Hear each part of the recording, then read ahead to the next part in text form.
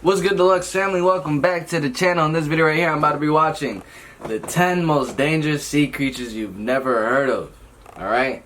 So since school is finally out, I think so, right? Am I bugging out? I think school is out for most people. School has been out since the coronavirus, you know what I'm saying?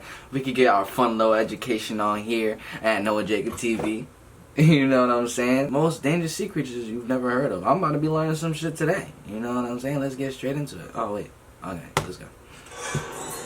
What the hell is that?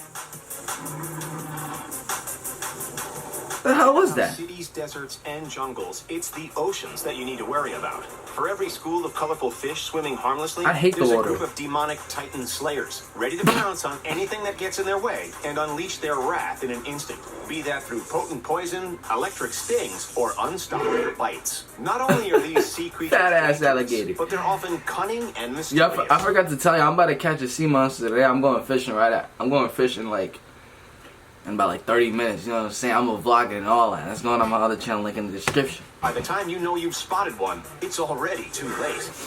I'm about to... When we think of seals, we usually picture furry, blubbery, giant mammals splashing around or playing with a beach ball. But there's one particular subspecies of seal that comes with its own beach ball. Well, sort of. This is the hooded seal, a deep-water North Atlantic-based swimmer. The males are about 8.5 feet long and weigh up to 800 pounds, while females are a little smaller at around... Wait, now that's messed up. Was he just suffocating a smaller seal, bro? Way to just abuse your power. The males are about 8.5 feet long and weigh up to 800 pounds. Look at the seal. It's dying. We just witnessed the death of a seal. This fat piece of shit. While females are a little smaller at around 6.5 feet and 600 pounds. For the most part, besides the slight difference in size, males and females look very similar, except for one extremely bizarre feature. Oh, this seal is literally a dickhead. The peculiar balloon. What looks like their very own beach ball is in fact part of the male hooded seal's anatomy. Adult males can inflate and extend these so-called hoods to enormous dimensions, to the point where it covers the entire length of their face. But what's the point? In a word, attraction.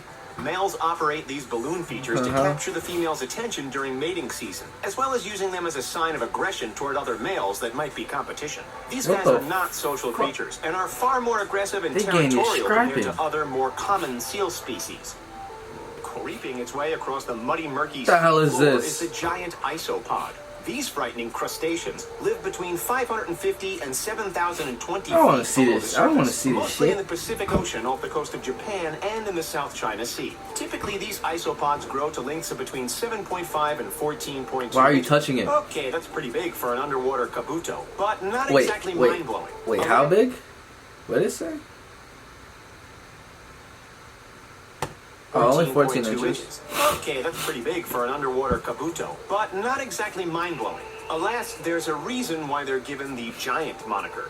On the odd occasion, they can grow to enormous lengths. See for yourself. One specimen was discovered by a remotely operated underwater vehicle in 2010, and it measured an astounding 2.5 feet long. As carnivores, the eerie crawlers feed on various animal carcasses that sink to the ocean floor. So not only do they look creepy, but they don't have an unsettling scavenger meal either. Ripping apart their dinner with their 4 sets of jaws that are specifically adapted to cut and tear and... I'm gonna need to close that window because all the pollen's coming in and messing your boys' numbers up.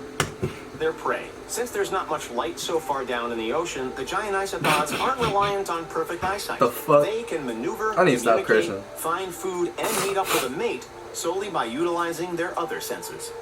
The giant isopod might have 4 jaws, but in the case of the gulper eel, the hell you need 4 jaws very flexible and very damaging jaw is enough. While the gulper eel, which is also sometimes referred to as the pelican eel, can grow up to 6 feet in length, they can easily devour prey that is even larger than they are, as they extend their mouths to scoop up water. This is gonna make me never want to go scuba diving or snorkeling again. Or to swallow prey in one bite gulp. The eel roams around the deep sea, ranging from 1,600 to almost 10,000 feet below the surface. So rarely is it seen by humans. And if you ask us, that's a pretty darn good thing. Because we'd be swimming at light speed in the other direction if one of these skirted under our feet. Since the gulper eel is so rarely seen, we don't know a whole lot about them. What we do know, however, is that they are found in oceans all over the world. When we come across a snake slithering through tall grass on land, as frightening as the experience might be, it's usually easy to walk away unscathed. But when you come face to face with a sea snake, it's another far more sinister story. This is the Dubois sea snake, aka the Reef Shallows sea snake, aka the most venomous sea snake in existence, and one of the top 3 most dangerous snakes in the world. Bro, a snake on land is already scary as it is. Imagine seeing one in the water.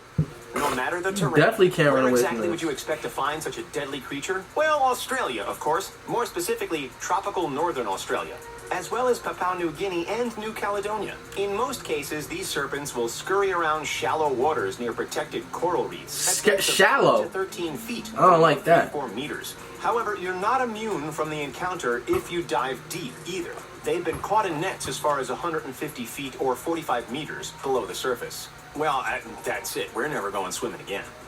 If you can manage to avoid the sea snakes around Australia, I like my not life. to mention the sharks, then there's one more weapon in Mother Nature's arsenal ready to take you down. This elegant swimmer is the box jellyfish, a 24-eyed, square-shaped, agile jelly primarily found in coastal waters off northern They don't Australia look like they can see to me. How it has 24 eyes? But don't let its innocent appearance fool you. Its deadliness supersedes its Innocent. intelligence. Yo, comment down below. Does this shit look innocent or look deadly? You know what I'm saying? That look deadly to me. I don't look too innocent. The box jellyfish's venom is so potent that it can take down fellow sea creatures before they even know what's hit them. Its sting can cause heart failure in humans in mere minutes, barely giving the victim enough time to make it back to land. While most jellyfish sit back and let the tide currents dictate their movements, the box jellyfish does not. It actively hunts its prey and is capable of achieving speeds of up to 4.6 miles an hour, almost 7 feet per second. If the Aussie waters haven't scared you off completely, then what's lurking on the land just might. Check out our video on the most dangerous creatures in Australia after finishing this one. The link is over in the description. Keep an eye out for the beaked sea snake.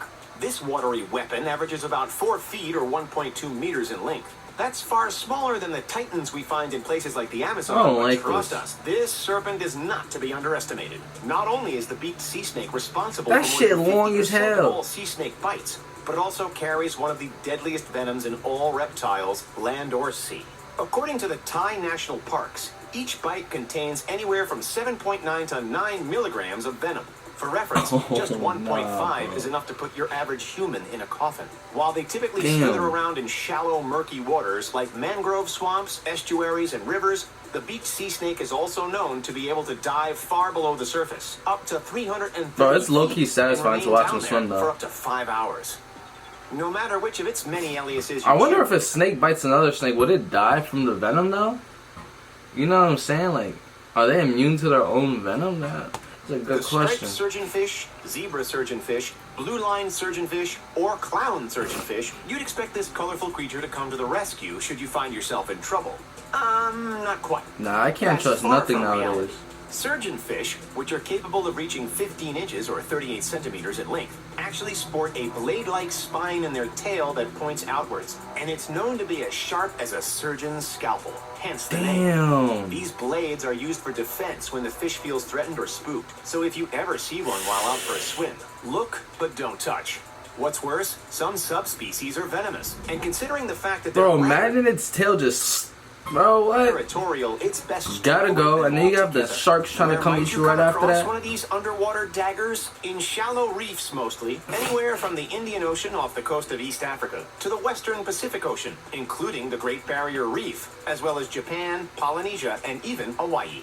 A lot of the menacing mariners that we've seen thus far have been subtle in their danger. In the case of the saltwater crocodile, that couldn't be farther from the truth. These beasts have shown time and time again that they are not to be messed with, using their 3,700 pounds per square inch bite force to tear apart anything that gets on their bad side. In fact, you don't even need to get on their bad side. As long as the saltwater crocodiles have an appetite, they've been proven to literally feed on anything they can get their jaws on. A smaller-sized saltwater croc wouldn't direct its attention to humans. However, they have been known to bite on an odd occasion when disturbed or taken by surprise. As for the larger ones, well, they're a little more troublesome. According to former Queensland State Environment Minister Andrew Powell, A 2-meter croc won't eat a human, but once you get an animal that is 4 meters long, humans are certainly on the menu. Yikes. The largest saltwater croc Bro. ever caught measured a startling 20.2 feet. What That's the fuck? That 6.17 shit is- meters long. And Yo, that's a beast. 2,370 pounds or 1,075 kilos.